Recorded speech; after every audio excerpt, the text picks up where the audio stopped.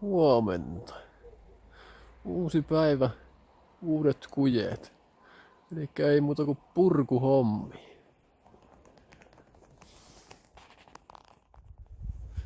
No niin. Tämmöstä saatiin nyt 3 tunnissa aikaiseksi. Elikkä saatiin tuo pakosarja pois ja vähän imupuoltakin ja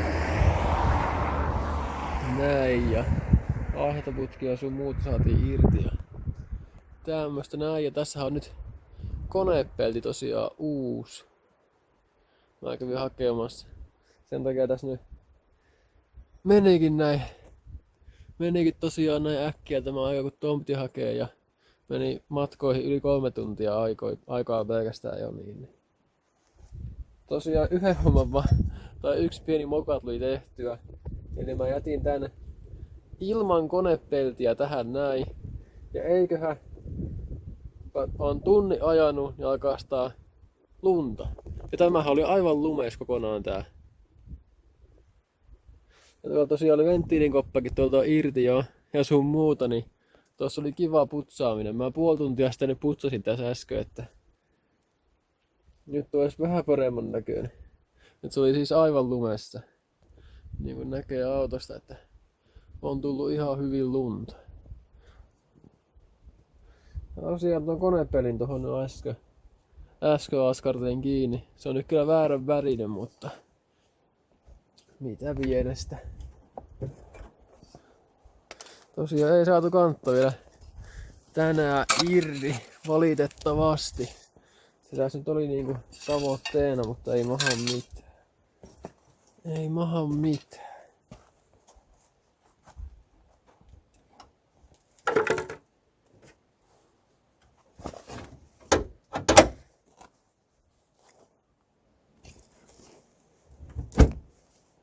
Siinä oli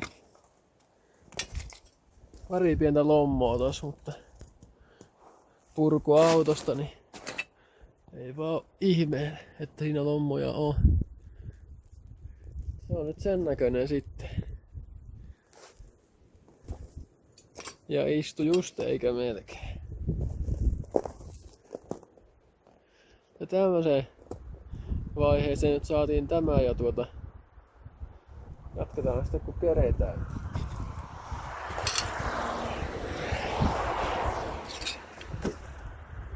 Näin.